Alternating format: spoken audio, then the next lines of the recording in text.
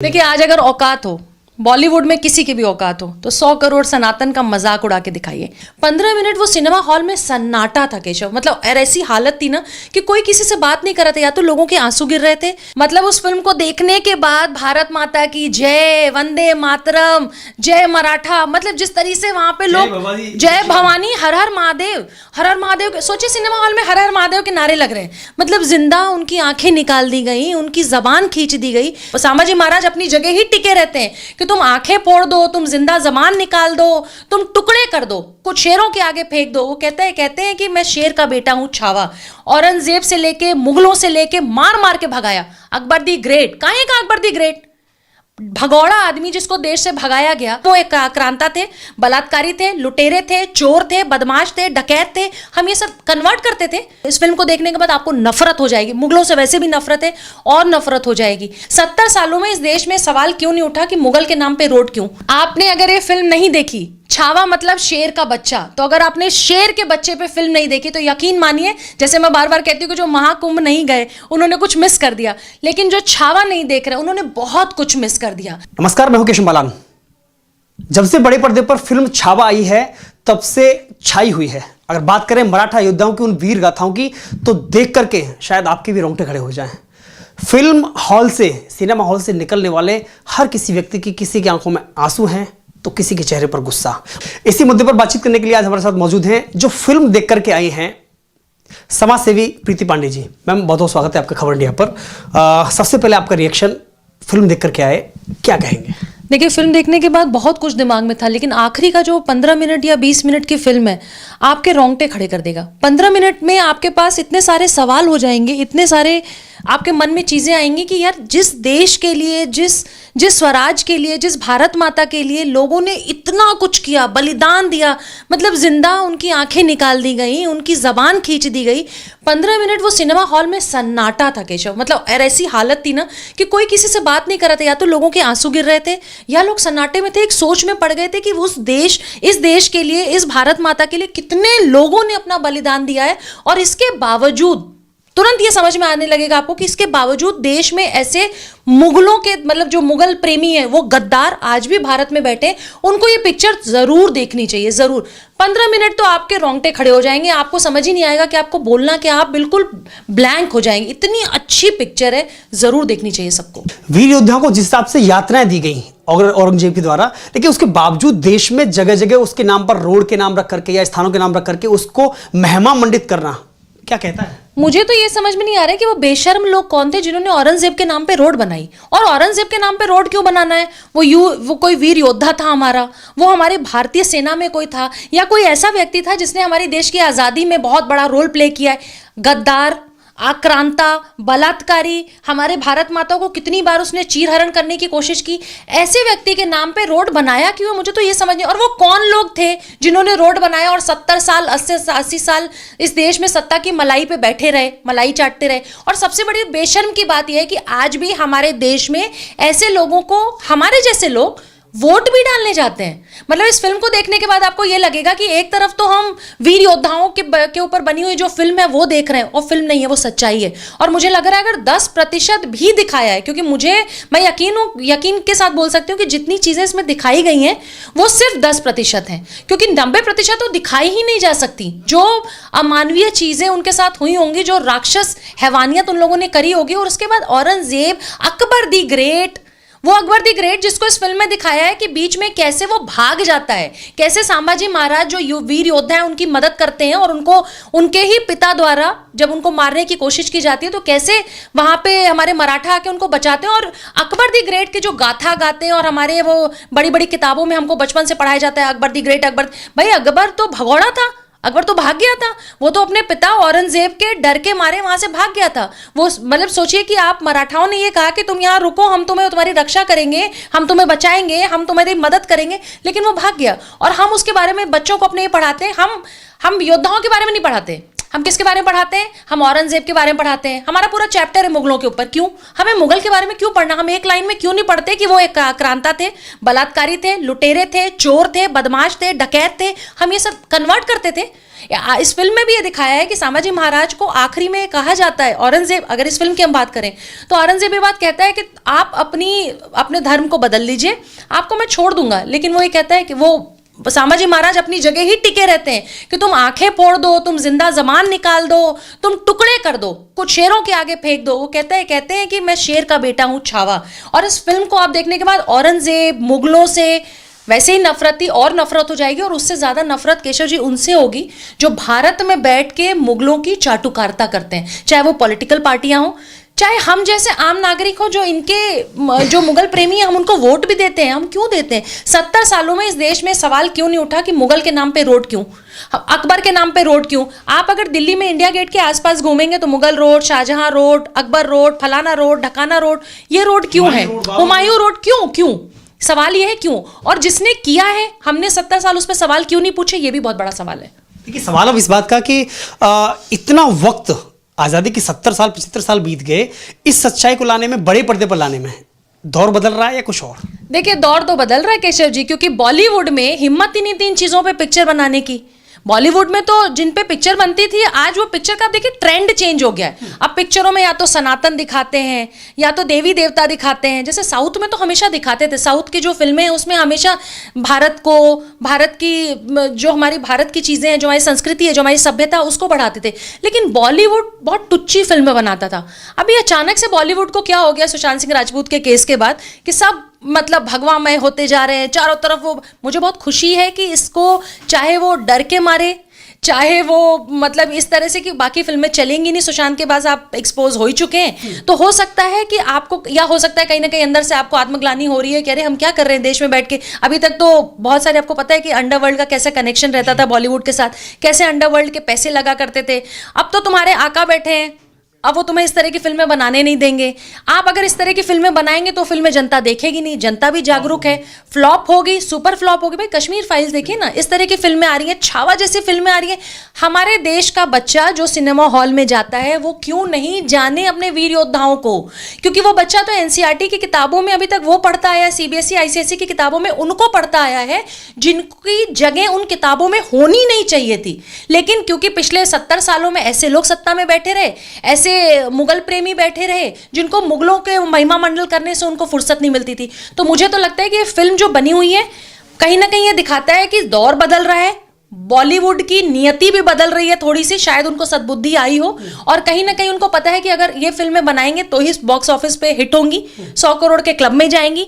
और अगर हम आलतू फालतू कोई फिल्म ऐसी बनाएंगे जिसमें हम भारत को कहीं से भी नीचा दिखाने की कोशिश करते हैं और हम पाकिस्तान को बड़ा दिखाने की कोशिश करते हैं, या हम भारतीय संस्कृति को गिराने की कोशिश करते हैं, सिनेमा हॉल के पर्दों पे वो बहुत धड़ाम से गिरेंगी। उनको पता है, इसलिए इस तरह की फिल्में बनाई जा रही हैं। लेकिन खुशी है कि उनका दिमाग जो है वो परिवर्तन हुआ है। देखिए, एक सप्ताह से ज़्यादा बीत गया अच्छा फिल्म जो रिलीज हुई है, उसके बाद में सिनेमा हॉल का हाल बताइए जरा। माहौल क्या था सिनेमा हॉल का, क्योंकि बाकी पिक्चरें देखने और जो इस द कश्मीर फाइल के बाद में क्या माहौल नजर आया? देखिए, कश्मीर फाइल्स तो मुझे आज भी याद है, मतलब मैं याद करते हुए भी मेरे रोंगटे खड़े हो जाएंगे। वो भारत माता की जय के जो नारे लग रहे थे सिनेमा हॉल में, मैंने अपनी जिंदगी में कभी सिनेमा हॉल के बाहर इस तरह से फिल्म, अभी लोग देखने नहीं गए, लाइन में और भारत माता की जय लग रहे हैं। और कल मतलब जो मैं फिल्म देख के आई हूँ वहां पे तो मतलब उस फिल्म को देखने के बाद भारत माता की जय, वंदे मातरम, जय मराठा, मतलब जिस तरीके से वहां पे लोग जय भवानी, हर हर महादेव, हर हर महादेव, सोचिए सिनेमा हॉल में हर हर महादेव के नारे लग रहे हैं, जय भवानी का नारा लग रहा है। आपने देखा है कभी ये दृश्य?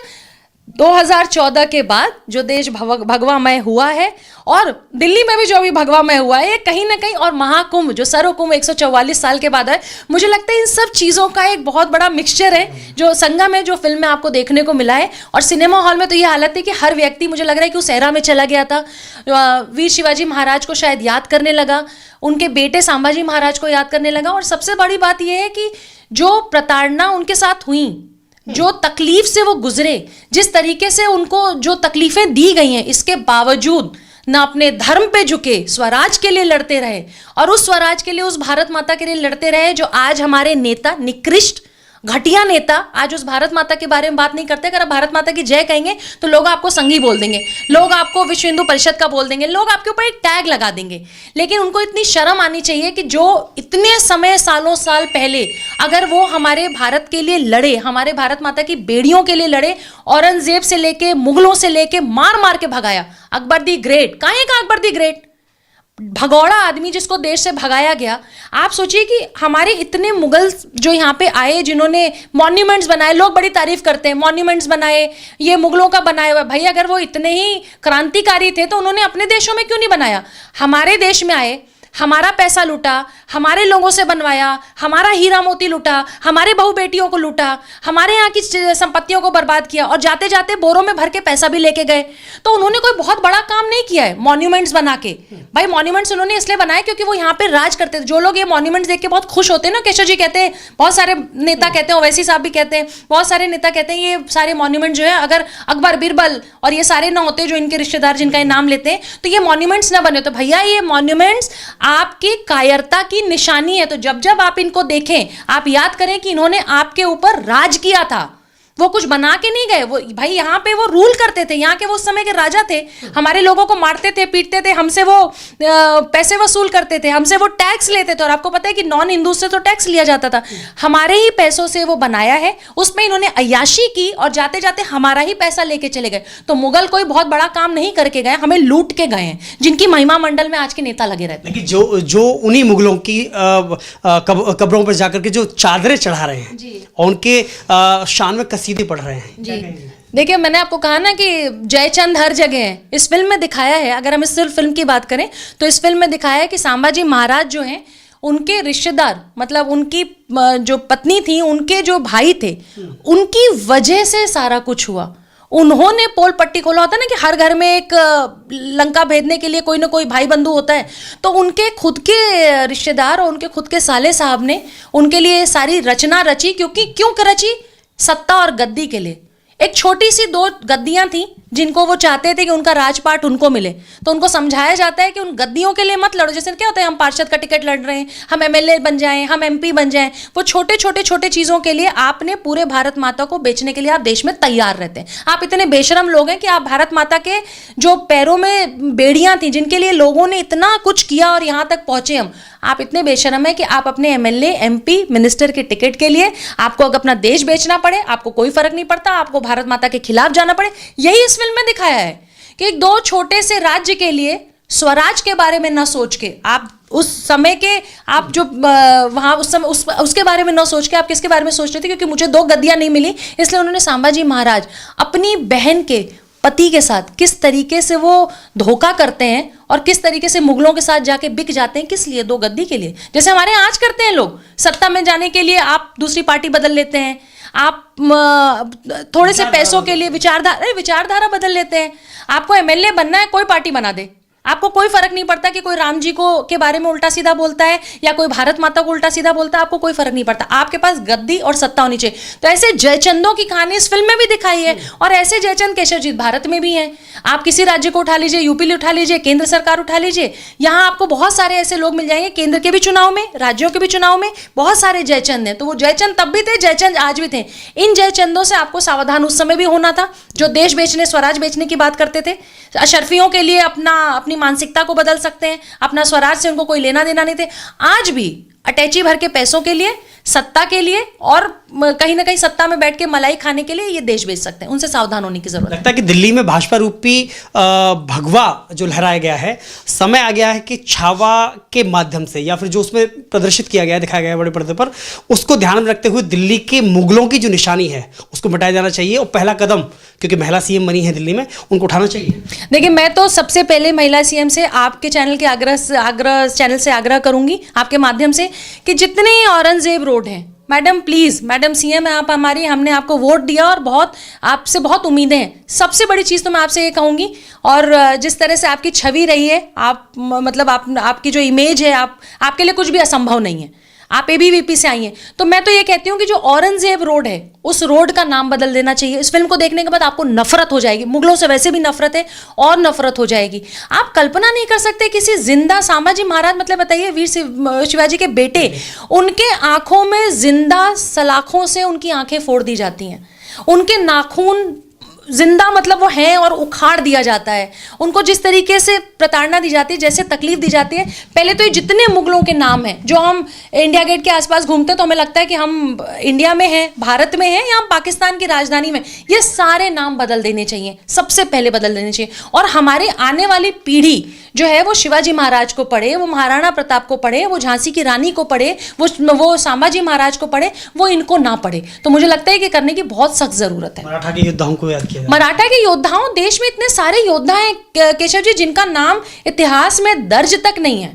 जीते जी जिन्होंने अपने को सत्ता में आने के बाद बड़े बड़े अवार्ड्स और पद्मश्री और कौन कौन से अवार्ड, पद्म भूषण और सारे अवार्ड ले लिए, और देश में आज भी ऐसे बहुत सारे लोग हैं जिनका कहीं नामो निशान नहीं है। तो हमें उन योद्धाओं के ऊपर चैप्टर बनाने की जरूरत है, उनको एनसीईआरटी में डालने की जरूरत है। हमारे बच्चे उनको याद करें जिनकी वजह से आज हम जिंदा हैं, उनको ना याद करें जिनकी वजह से हमारी बहू बेटियों का कभी बलात्कार हुआ है, इज्जत लूटी गई है, कन्वर्ट किया गया है, या उनके साथ जो यातनाएं हुई हैं। हमें उस पूरे इतिहास को बदलने की जरूरत है। सिनेमा हॉल की सीटें कुछ खाली थी या फुल था? सिनेमा हॉल तो फुल था, सिनेमा हॉल की सीटें आपको नहीं मिलेंगी। आप वीकेंड छोड़ दीजिए, आपको वीकडे में सीट नहीं मिलेगी। तो बॉलीवुड के लिए भी मैं खुश हूं कि बॉलीवुड जो है वो कहीं ना कहीं बॉलीवुड भी भगवामय हो रहा है, और देश तो भगवामय हो चुका है, और पूरा सिनेमा हॉल फुल। देखिए, पहले किसी फिल्म का प्रमोशन करने के लिए कोई भी अभिनेता या अभिनेत्री फ्लैंक किस करके लोगों का अभिवादन स्वीकार करती थी या अपनी प्रमोशन किया करते थे। लेकिन आज हम देख रहे हैं हीरो हीरोइन जैसे ही जब प्रमोशन के लिए बाहर आते हैं, जय भवानी, जय शिवाजी, हर हर महादेव के नारे लगा रहे हैं, वो भी भगवा पता के साथ। देखिए, सबको आना तो राम जी के शरण में ही है, जिन्होंने हमेशा, आपने देखा नहीं, जिन्होंने राम जी के ऊपर हमेशा सवाल उठाया वो अयोध्या में जाके घूम रहे हैं, जिन्होंने राम जी के खिलाफ केस लड़े हैं वो सारे के सारे अयोध्या जा रहे हैं। अभी अभी कुछ दिन पहले बहुत सारे कांग्रेस के भी नेता अयोध्या गए, बहुत सारे दूसरे दल के भी ऐसे नेता गए जिन्होंने हमेशा राम जी के होने का प्रमाण, अस्तित्व पे सवाल और साक्ष्य मांगा है। अब वो सारे साक्ष्य ढूंढने जो है अयोध्या गए। तो मुझे लगता है कि जो राम जी के शरण में आएगा तो कहीं ना कहीं उसका मति जो है वो परिवर्तन होगी, और ये एक बहुत बड़ा जादू है। जादू नहीं कहेंगे, जादू तो है हम लोगों के लिए नहीं, लेकिन उनके लिए तो जरूर जादू है।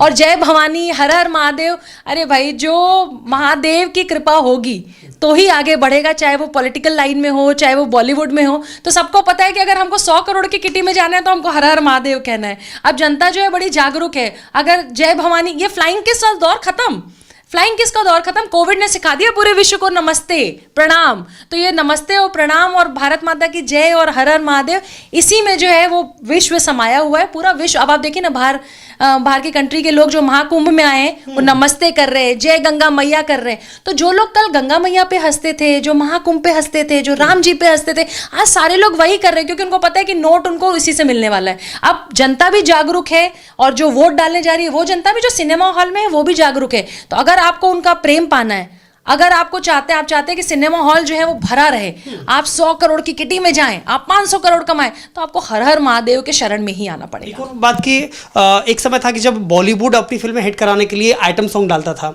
या नग्नता को परोसता था, या फिर 100 करोड़ हिंदुओं की आस्था से खिलवाड़ करके ब्राह्मणों को, त्रिपुरधारियों को बदनाम किया जाता था। दौर बदल गया। देखिए, आज अगर औकात हो, बॉलीवुड में किसी की भी औकात हो, तो 100 करोड़ सनातन का मजाक उड़ा के दिखाइए।